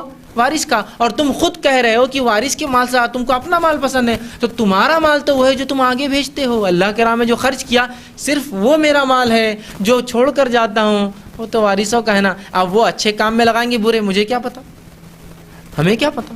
سعد بن ابی وقاص رضی اللہ عنہ، ان کی موت کا جب ان کے نبی اکرم صلی اللہ علیہ وسلم کے زمانے میں بہت شدید بیمار ہوئے، حالانکہ انتقال ان کا بعد میں ہوا، لیکن بہت بیمار ہوئے. جب بیماری بڑھ گئی تو آپ صلی اللہ علیہ وسلم کو بلایا اور کہا اللہ کے رسول میں پورا مال اللہ کے راہ میں صدقہ کر دینا چاہتا ہوں 100%. تو کہا سعد کیا تم چاہتے ہو تمہارے بعد تمہارے بچے بھوکے رہے، بھیک مانگے؟ تو کہا نہیں. تو کہا بہت زیادہ ہے، 100% نہیں خرچ کر سکتا، یاد رکھیے. اور کوئی بھی شخص 100% مال خرچ نہیں کر سکتا، ٹھیک ہے، جبکہ وہ بوڑھا ہو چکا اس کا وارث ہے. ورنہ کوئی انسان بہت سے ہوتے ہیں زندگی بھر رہے، بچے بڑے ہو گئے اور مرنے سے پہلے پوری پراپرٹی ٹرسٹ کو دے دی. نہیں دے سکتے آپ. کیسا دیں گے آپ؟ وارث ہے آپ کی زندہ. رسول اللہ نے فرمایا نہیں تیرے وارث ہے، تو 100% نہیں دے سکتا ہے، ان کا حق ہے. تو کہا اچھا. تو کہا اللہ کے رسول آدھا دے دیتا ہوں 50%. تو کہا یہ بھی بہت زیادہ ہے سعد، اتنا بھی نہیں. تو کہا 1/3 دیتا ہوں، 1/3 نکالتا ہوں، پوری دولت جتنی بھی ہے غلہ مال سب نکال دو اور صدقہ کرتا ہوں. تو کہا یہ بھی زیادہ ہے لیکن ٹھیک ہے. تو پتہ چلا ایک انسان صرف 1/3 صدقہ کر سکتا ہے اس عمر میں جب کہ وارث اس پہ ڈیپینڈنٹ ہے. اکیلا ہے تو کوئی مسئلہ نہیں، میں اکیلا ہوں، میرا کوئی وارث نہیں، اب تو میری جائیداد کیا کروں گا، لوگ لوٹے اس سے پہلے وہ الگ ہے. لیکن جب اس کے وارث ہے تو زمین جائیداد کو اللہ کے راہ میں نہیں دے سکتا ہے. سعد بن وقاص کو آپ صلی اللہ علیہ وسلم نہ 100% دینے دیا نہ 50، 1/3 صرف 1/3 پہ اختیار ہے. تو کہا یہ زیادہ ہے لیکن یہ ٹھیک ہے. تو 1/3 انہوں نے خرچ کیا. دیکھیے صحابہ کیسے ڈر رہے تھے، اس لیے کہ صحابہ یہ باتیں سن چکے تھے کہ جو آگے گیا میرے ہاتھ سے وہ میرا ہوا، یہ تو وارثوں کا ہے نا جو پیچھے رکھ رہا ہوں بچا بچا کر. تو ہم سب جو مال کو چھپا رہے ہیں نا تو وارثوں کے لیے چھپا رہے ہیں، آپ کا مال تھوڑی ہے وہ. لیکن اس کا مطلب یہ بھی نہیں کہ آپ پلاننگ نہ کریں، بچوں کی تربیت کے لیے پیسہ نہ رہے، میں یہ بھی نہیں کہہ رہا ہوں. لیکن میں یہ بھی نہیں کہہ رہا ہوں کہ آپ مکمل ڈم کر کے چھپا کر زمینات لے کر یہ کچھ خرچ نہیں کریں، نہ زمینات فائدہ دے رہی ہے نہ وہ گھر فائدہ دے، کچھ نہیں ہو رہا، نہ اللہ کے راہ میں خرچ، صرف جو بنا رہے پراپرٹی، ایک دن مر گئے، وارثوں نے بانٹ کر کھا گیا. کیا گیا آپ کا مال کہاں؟ وہ تو وارث کا مال پسند کر رہے تھے آپ. ٹھیک ہے، خرچ کرنا چاہیے. ٹھیک. اسی طرح ایک واقعہ صحیح بخاری کی حدیث آپ سے فرماتے ہیں آنکھ سے بچو گرچہ ایک کھجور ہی خیرات میں کیوں نہ دو. آنکھ سے اپنے آپ کو بچاؤ، گرچہ ایک کھجور ہی کیوں نہ خیرات میں دو، صدقے میں دو. مطلب اگر تھوڑا بھی ہے تمہارے پاس تو ایک کھجور دے کر بھی اپنے آپ کو آنکھ سے بچاؤ. صدقات انسان کو آنکھ سے بچاتا ہے. آپ نے کیا فرمایا کہ آنکھ سے بچو، اگرچہ کھجور کا ٹکڑا خیرات کر کے ہی بچنا ہو تمہیں، مطلب کچھ نہ کچھ جو ہو وہ دو اور اپنے نفسوں کو آنکھ سے بچاؤ. تو کھجور کا ٹکڑا، آدمی کا 2 کھجور ہے، ایک دے دے، آنکھ سے بچائے اپنے آپ. صدقہ 2 خرچ کرو. ٹھیک. اسی طرح صحیح بخاری کی روایت آپ سے فرماتے ہیں ہر صبح 2 فرشتے اترتے ہیں آسمان سے، 2 فرشتے ہر صبح آتے ہیں. دیکھیے ایک کہتا ہے اللہ خرچ کرنے والے کو کہ اس کے خرچ کرنے کے عوض اور دے، بڑھاوا کر دے. کیا کہتا ہے ایک فرشتہ؟ 2 آتے ہیں اتر کر، ایک کہتا ہے اللہ جو خرچ کر رہا ہے اس کے مال کو بڑھا اس کے خرچ کرنے کی وجہ سے، اور آپ سے پھر آگے فرماتے اور کہتے ہیں، اور دوسرا کہتا ہے اللہ کنجوسی کرنے والے کو برباد کر دے. ایک کیا کہہ رہا ہے اللہ جو اللہ کے راہ میں خرچ کر رہا تھا راہ میں اس کے مال کو بڑھا، اور دوسرا کہتا ہے اللہ جو کنجوسی کر رہا ہے اس کو برباد کر دے، اس کا ہلاک کر دے اس کو. دیکھیے فرشتے بدعا دیتے اس شخص کو جو مال کو جمع کرے، کنجوسی کر کے جمع کرتا، اللہ کے راہ میں خرچ نہیں کرتا، اور دعائیں خیر ہو رہی اس کے لیے، اللہ مال کو بڑھا اس کی، فرشتہ دعا کر رہا ہے بڑھا اس کے مال کو جو تیرے راہ میں خرچ کرتا ہے. ٹھیک. اسی طرح آپ صلی اللہ علیہ وسلم فرماتے، صحیح مسلم کی روایت ہے، اور فرمایا کنجوسی سے بچو. کس سے بچو؟ پیسہ خرچ کرنے کے خلاف کنجوسی آتی ہے نا. آپ صلی اللہ علیہ وسلم فرماتے ہیں کنجوسی سے بچو کیونکہ اس نے بہت سارے لوگوں کو تم سے پہلے ہلاک کیا. کنجوسی نے ہلاک کیا، اللہ کے راہ میں زکوٰۃ نہیں دیتے تھے، مال نہیں خرچ، ہلاک کر دیا، اللہ نے ہلاک کیا ہے. اس کی وجہ سے انہوں نے اپنے آدمیوں کے خون بہائے اور بہت سارے حرام چیزوں کو حلال کر لیا. کنجوسی سے بچو. کنجوسی نے کیا کیا؟ تم سے پہلی قوموں کو برباد کیا، اس لیے کہ کنجوسی نے بہت سارے لوگوں کو خون کرنے پر اور حرام کاریاں کرنے پر آمادہ کیا ہے نا. جب انسان کو جمع کرنے کی خواہش ہوتی ہے تو وہ برے کاموں کی طرف بڑھتا ہے. آپ کا پیسہ میرا ہونا چاہیے, آپ سے کیسے کھینچوں, رشوت کے ذریعے کیسا پیسہ لوں, دھوکہ دے کیسا, ہر چیز پھر کنجوس آدمی جمع کرتا ہے. تو کہا اس کنجوسی نے بہت ساروں کو قتل کروائے ہیں اور بہت حرام کاموں کو حلال کروایا ہے. کنجوسی سے بچو, مطلب خرچ کرنے والے بنو. خرچ کرنا نیکی کو لاتا ہے, تقوی میں بڑھاوا دیتا ہے, یاد رکھیے. اسی طرح اب جو ہم خرچ کرتے ہیں وہ کیا ہے, اور جو خرچ نہ ہوا اس کی حیثیت کیا ہے, سن لیجئے. آپ صلی اللہ علیہ وسلم آئے اور صحیح مسلم کی روایت ہے, اور فرمایا اپنی بیوی عائشہ رضی اللہ عنہا سے, کہا کہ آپ نے ایک بار بکری ذبح کی تھی. جب بکری ذبح کی تقسیم کیا, صرف بکری کا ایک کاندھا بچ گیا تھا, تقسیم کیا. تو آپ صلی اللہ علیہ وسلم نے کہا عائشہ کچھ بچا ہے؟ تو کہا اللہ کے رسول صلی اللہ علیہ وسلم, حدیث کے الفاظ ذبح کی تھی کہ کچھ حصہ باقی ہے اس کا. تو عائشہ رضی اللہ عنہ نے جواب دیا اور کہا اللہ کے رسول سب ختم ہو گیا سوائے کاندھے کے. کیا فرمایا عائشہ رضی اللہ عنہ نے, اے اللہ کے رسول سب ختم ہو گیا سوائے کاندھے کے, مطلب صرف وہ ہاتھ رہ گیا ایک بکری کا سامنے کا, باقی سب ختم ہو گیا. تو آپ صلی اللہ علیہ وسلم خاموش رہے اور آپ نے فرمایا, اس پر آپ نے فرمایا یہ لفظ کہے کہ کاندھے کے سوا سب باقی رہ گیا. کیا فرمایا, اے عائشہ تم کہہ رہی ہو کہ اللہ کے رسول کاندھے کے سوا سب ختم ہو گیا, آپ نے فرمایا نہیں, کاندھے کے سوا سب باقی رہ گیا, مطلب جو ہم نے صدقہ کر دیا وہی باقی رہا, یہ کاندھا بچ گیا. سمجھ رہے ہو, مطلب جو گیا وہ باقی رہتا ہے, جو ہے وہ باقی نہیں ہے, وہ ختم ہو گیا. تو کیا فرمایا ماں عائشہ نے, اس لیے کہ ماں عائشہ گھبرا رہی ہوں گی اللہ کے رسول یہ بھی دے دیں گے تو کیا کھائیں گے. بیوی تھی آپ وسلم کی, اور وہ جانتی تھی اللہ کے رسول کیا معاملہ ہے خرچ کرنے کا. تو کہہ دیا اللہ کے رسول صرف کاندھا باقی ہے, باقی سب ختم ہو گیا. تو رسول نے فرمایا نہیں عائشہ, کاندھا صرف باقی رہ گیا, جو سب باقی رہ گیا سوائے کاندھے کے, مطلب جو دیا وہ سب باقی, اللہ کے پاس نوٹ ہو گیا, سب خرچ ہوا, جو ہم نے اپنے لیے رکھ لیا وہ باقی ہے. ابھی سمجھ رہے ہیں آپ بات کو, باقی سب باقی رہ گیا, سیف ہو گیا, یہ کھا جا رہے ہیں ہم تو اس کو. تو کہا باقی سب باقی رہ گئی سوائے کاندھے کے. وہ کہہ رہی تھی کہ اللہ کے رسول سب ختم ہو گیا, سب اور سوائے کاندھا باقی ہے. تو دیکھیے رسول نے فرما دی اس حدیث کے ذریعے کہ جو ہم خرچ کرتے ہیں وہ باقی ہے, جو خرچ نہ کیا وہ باقی نہیں رہتا ہے. تو خرچ کی ہوئی چیز باقی ہے آپ کی اور میری, اللہ کی راہ میں خرچ کیا, مال خرچ کیا, سیونگز ایسی سیونگز کسی کو حد نہیں. آج کل ہوتے ہیں نا انشورنس پلانس, یہ پلانس, وہ پلانس, ایسے پلانس ہے نا, سیونگس, ایف ڈیز اور فلاں, کتنا ہم اس کے لیے وہ کرتے ہیں, اتنے تنخواہ کا نکال کے اتنا ڈالیں گے تو اتنا بڑھے گا, 10 سال بعد اتنا ملیں گا, 20 سال بعد اتنا ملیں گا, 40 سال اتنا ہے, بولتے ہیں نا. میرے کو سمجھ میں نہیں آتی یہ پلان کیوں نہیں ہو رہا کہ 50-60 سال بعد اتنا میں ریٹرنس ملنے والا ہے. اگر کوئی یہ کہے کہ آپ ابھی زندہ ہے اور آپ کے مرتے ہی آپ کو ہر روپے کا 700 ٹائمس ریٹرن ملنے والا ہے, 700 گنا, یا میں آپ سے یہ کہوں کہ آپ اس شہر کے اندر اتنے روپے انویسٹ کیجیے اور اس شہر جانے کے بعد میں آپ کو 700 گنا زیادہ پیسہ دوں گا, ہے نا. تو کون ہے بیوقوف انسان جو انویسٹ نہ کرے, ایسے آدمی کو بیوقوف کہیں گے نا. تو اللہ یہی کہہ رہا ہے یہاں انویسٹ کرو, آپ اگلی زندگی 60 سال کا پلان سمجھ لیجیے, آپ 60 ایئرس پلان ہے, ہوتا ہے نا 60 ایئرس کی پلاننگ سب کر رہے ہیں نا, ریٹائرمنٹ پلانس اور پینشن پلانس اور کیا کیا پلانس ہوتے ہیں نا, 60 ایئرس کا پلان ہے. میکسیمم کہہ رہا ہوں, ہو سکتا ہے کوئی اس سے زیادہ جیلے کوئی اس سے, لیکن ایوریج یہی ہونے والا ہے 60 ایئرس ایج, ہے نا. تو 60 سال کا پلان ہے, آپ نے خرچ کیا, مرتے ہی آپ کو 700 ٹائمس مل رہا ہے.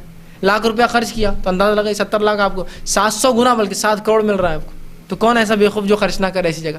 تو آپ صلی اللہ علیہ حدیث نے فرما دیا سب باقی رہا سوائے کاندھے کے, مطلب جو خرچ کر دیا وہی باقی ہے, باقی تو کہاں باقی رہا. ٹھیک, تو ہم دنیاوی نظر سے جو دیکھ رہے ہیں, جو بچتا ہے ہم باقی سمجھ رہے ہیں, دین یہ کہہ رہا ہے جو تم نے خرچ کیا وہ باقی ہے, باقی سب ختم ہونے والا ہے. ٹھیک, تو آپ صلی اللہ علیہ نے کہا کہ کاندھے کے سوا سب باقی ہیں. اسی طرح جو صدقہ دیا حقیقت میں وہی باقی رہتا ہے, آخرت میں یہ سب ہمیں کام آئیں گا. اور بالخصوص خواتین تو صدقے میں آگے بڑھ چڑھ کر حصہ لیں, اس لیے کہ ہمارے معاشرے میں خواتین یہ سمجھتی کہ ہم کہاں کماتی ہے, ہمارے پاس کہاں پیسہ رہتا ہے, ہم کیا صدقہ کریں.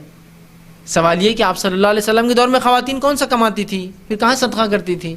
اس لیے کہ جو شوہر لا کر دیتا ہے, جس میں سے آپ خرچ کرتے ہیں وہی آپ کا ہے, جو کچھ بھی تھوڑا بہت آپ لیتے ہیں وہ آپ کا ہے, اس میں سے آپ کو خرچ کرنا ہے. میرا یہ سوال ہے جو آپ کپڑے پہنتے ہیں, زیورات بناتے ہیں, یہ کہاں سے آتے ہیں آپ کے پاس.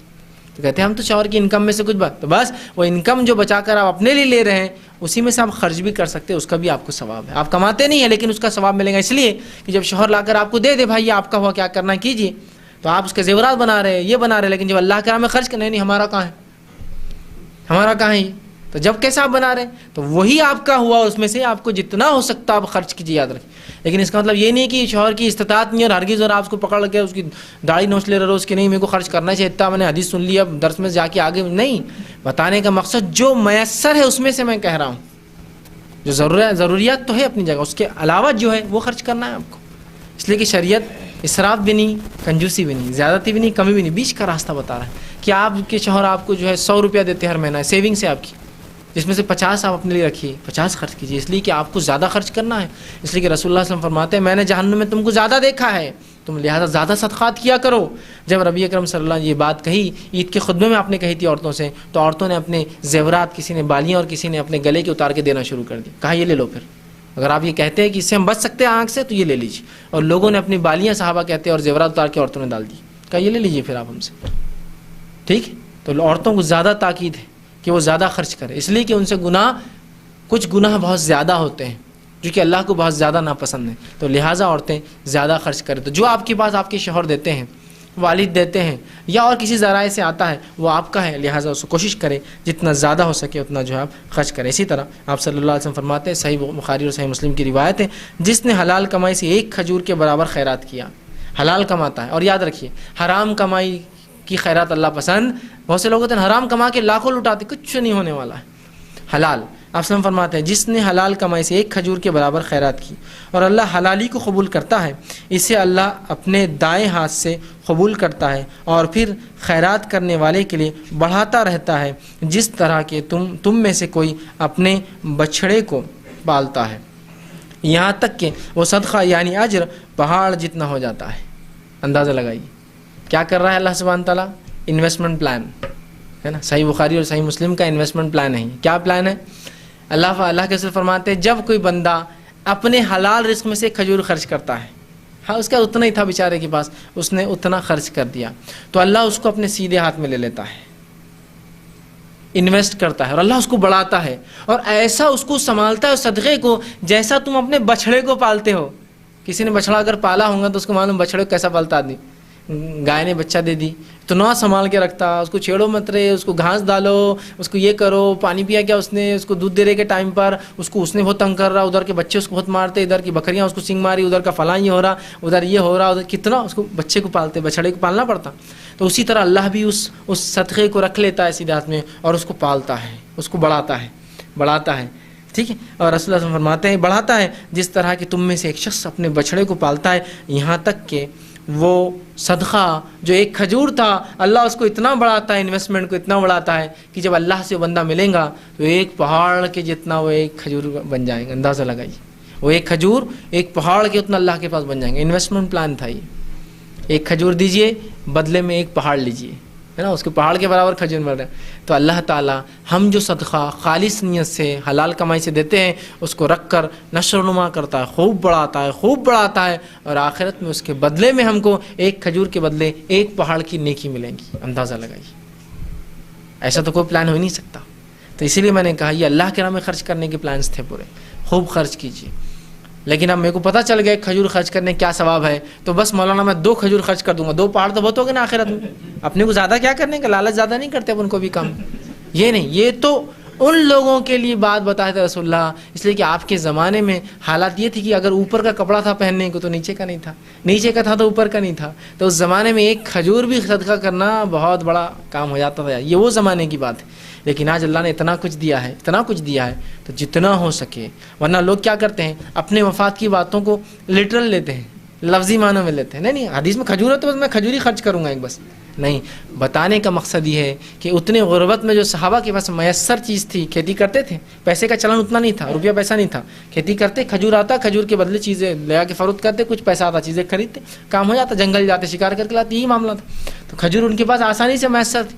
ایک کھجور کی 9 صدقہ کرو، مطلب یہ کہ اگر کچھ نہ بھی ہو تو کم از کم جو ہو سکتا ہے، تو میں یہ کہوں گا جو جتنا اللہ نے جس کو دیا ہے اس میں سے جتنا ہو سکتا ہے وہ خرچ کرے. اللہ اس کو پالتا ہے، بڑھاتا ہے اور آخرت میں اس کو پہاڑ جتنا بڑا کر دیتا ہے. اور کون نہیں ہے جو چاہتا ہے کہ آخرت میں اس کو اس کا بدلہ ملے. تو اللہ کے راہ میں خرچ کرنے کی بڑی فضیلت ہے، یاد رکھیں. آئیے چند واقعات اللہ کے راہ میں خرچ کرنے والوں کی میں سناتا ہوں آپ کو. کہ ایک معاویہ رضی اللہ عنہ کا ایک واقعہ ہے کہ ایک مرتبہ انہوں نے، جب یہ گورنر تھے، عائشہ رضی اللہ عنہ چونکہ ماؤں میں سے تھی امت کی، آپ کو 1,80,000 درہم جو ہے تحفے میں بھیجے. کتنے بھیجے؟ 1,80,000 درہم. ٹھیک ہے، درہم چاندی کے سکے ہوتے تھے. ٹھیک، اور ظاہر سے اگر چاندی کی وزن لگایا جائے تو کتنے لاکھ ہو جائیں گے آج وہ روپیہ. اور وہ نہ بھی لگائے روپیے کو روپیہ بھی لے تو 1,80,000 روپیہ آج ہی بہت قیمتی چیز ہوتی ہے، یاد رکھیں. تو 1,80,000 جو ہے درہم جو ہے ماں عائشہ رضی اللہ عنہا کو بھیجے. یہاں امیر معاویہ رضی اللہ عنہ کا خرچ دیکھیے کتنا خرچ کر رہے کہ امت کی مائیں ہیں تو ظاہر چیز اپنی ماں کو انسان دیں گا، اتنا دیا. جب عائشہ رضی اللہ عنہ کے پاس آیا تو باندی سے کہا بانٹنا شروع کرو، چلو پیسہ آ گیا کیسا رکھیں گے، بانٹنا شروع کرو. چونکہ یہ صحابہ جانتے تھے رکھنا نہیں ہے، خرچ کرنا ہے بس، اس لیے کہ یہ سب ملنے والا آخرت میں. جو خرچ کیا وہی تو باقی ہے. خرچ کرایا، لانڈی ادھر بھاگ رہی ادھر بھاگ رہی. اس کے بعد کہا کہ روزے سے افطار کے لیے کیا رکھا ہے؟ تو اس لانڈی نے کہا کہ آپ اگر چاہتی تو کچھ افطار کے لیے بھی رکھ لیتی. مطلب آپ نے شام تک پورا خرچ کر دیے، 1,80,000 صدقہ کر دی. تو کہا اگر آپ چاہتی تو اس 1,80,000 میں کچھ تو اپنے نفس کے لیے رکھ لیتی. تو کہا ہے افسوس تو نے یاد نہیں دلایا، اگر یاد دلاتی تو شاید رکھ لیتی. مطلب اگر تم مجھے یاد دلا دیتی کہ کچھ رکھنا ہے، میرے لیے نہیں بچا تو میں رکھ لیتی. مطلب اتنا بند مٹھی دیا کہ یہ بھی اندازہ نہیں کیا ہوتا. اگر مجھے کوئی کہ 1,80,000 روپے میرے ہے اور تم خرچ کرو تو بھی میں اس کو گن کے خرچ کرتا. آپ کی بھی ہے تو 1,80,000 ہے نا، اتنا خرچ کیا بند مٹھی. ان کو پتا تھا اس کا ملنے والا آخرت میں، دو آخرت کے لیے انویسٹ کرنا ہے، دیتے گئے. کہ کہا کہ اگر تو بتا دیتی تو شاید میں کچھ رکھ لیتی، اب تو نے بولا ہی نہیں آخر. مطلب ایک طرح سے نا انہوں نے موقع دیا ہوگا بولنے کا بھائی ادھر سے آئی جا ادھر جا کے دیکھا، وہ غریب دکھ رہا اس کو دیکھا نہ، اس کو فرصت بھی نہیں ہوگی بولنے کو، جب آئی تو ختم ہو گیا. تو کہا کچھ تو اپنے لیے افطار کے لیے رکھ لیتی. تو کہا تو اگر بتا دیتی تو میں شاید کچھ رکھ لیتی اٹھا کر. تو نے بتایا نہیں، میں نے رکھا نہیں کچھ بھی اپنے لیے، پورا خرچ کر دیا. ایک دن میں 1,80,000 صدقہ کر دیا اللہ کی راہ میں، اس لیے کہ وہ جانتے تھے 1,80,000 ظاہر سے جب کھجور پہاڑ بنے گا تو 1,80,000 کیا بنیں گے، اس کا اجر ملے گا. ٹھیک. اسی طرح ایک واقعہ ہے کہ حضرت عبداللہ بن عامر رضی اللہ عنہ انہوں نے خالد بن عقبہ بن ابی معیط رضی اللہ عنہ کا مکان خریدا، جو کہ مدینے میں مارکیٹ کے بیچ میں تھا، اور مارکیٹ کے بیچ کے مکان مہنگے ہوتے ہیں. 70,000 دینار میں درہم میں بات طے ہوئی کہ یہ مکان لیا جائے گا.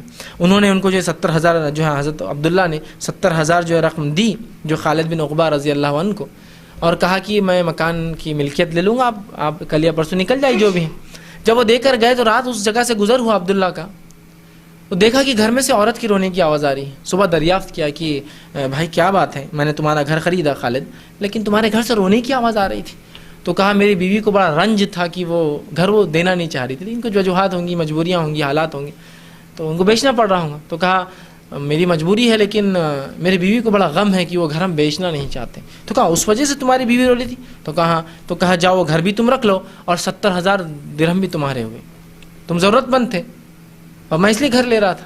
اب تمہاری بیوی کو وہ اچھا نہیں، مجھے اچھا نہیں لگ رہا کہ تکلیف پہنچاؤں، جاؤ 70,000 بھی لے لو اس لیے کہ تم کو ضرورت ہے اور وہ گھر بھی تمہارا ہی ہوا. دیکھیے 70,000 درہم اس نے خرچ کر دیا اس شخص، اس لیے کہ وہ جانتا تھا اوپر اس کا بدلہ ملنے والا ہے. 70,000 انویسٹ، وہ محتاج ہے، اس کو ضرورت ہے، اس لیے تو گھر بیچ رہا تھا، گھر بھی تمہارا ہوا، پیسے بھی تمہارے ہوئے. جاؤ 70,000 روپئے دیے انہوں نے. عام زبان میں آج روپئے کے حساب سے بولے 70,000 روپئے کوئی نہیں خرچ کرے گا، جبکہ چاندی کے سکے ہوا کرتے تھے، اس کی ویلیو بہت زیادہ تھی. آج 4 گرام چاندی کا ایک سکہ ہوتا تھا جو ہے 1 درہم، تو 4 گرام سے آپ لگا لیجیے کتنے کلو چاندی ہے وہ. 1 کلو چاندی 70,000 کی ہوتی ہے، 70-80,000 کی. اتنا پیسہ آپ نے کہا رکھ لو، تم پھر گھر بھی رکھ لو، پیسہ بھی رکھ لو. اسی طرح ایک واقعہ آتا ہے کہ رسول اللہ صلی اللہ علیہ وسلم جب رومیوں سے جنگ کرنے گئے، جنگ تبوک کا غالباً واقعہ ہے، اور جو ہے اس کے اندر جو ہے معاف کرنا جنگ برل تبوک کی تھی، اس کے اندر آپ صلی اللہ علیہ وسلم اعلان کیا اور فصلیں لگی ہوئی تھی، مطلب کیش نہیں تھا صحابہ کے ہاتھ میں کس کے بھی، فصلیں بالکل کھڑی تھی تیار، بکیں گی تو پیسہ ہاتھ میں آئے گا. اعلان ہو گیا جنگ کا، گرمی کا زبردست غلبہ، کھجور بھی نکلنے والی ہے، کچھ لوگوں کو رکنا ہے، کچھ لوگ ہی جا سکتے ساتھ میں. آپ صلی اللہ علیہ وسلم نے کہا کون ہے جو اللہ کی راہ میں خرچ کریں گا، اللہ کو قرض حسنہ دیں گا. ٹھیک ہے، قرض حسنہ اللہ کو کون دیں گا؟ بہت سے صحابہ آگے بڑھے، جس میں عثمان ابن عفان رضی اللہ عنہ بھی تھے. ٹھیک، وہ آگے بڑھے اور کہا اللہ کے رسول صلی اللہ علیہ وسلم یہ لیجئے 10,000 دینار، درہم نہیں، دینار جو ہوتا تھا یہ سونے کا سکہ ہوتا تھا، 4 گرام سونے کا، اور 8 درہم مل کر 1 دینار بنتا تھا.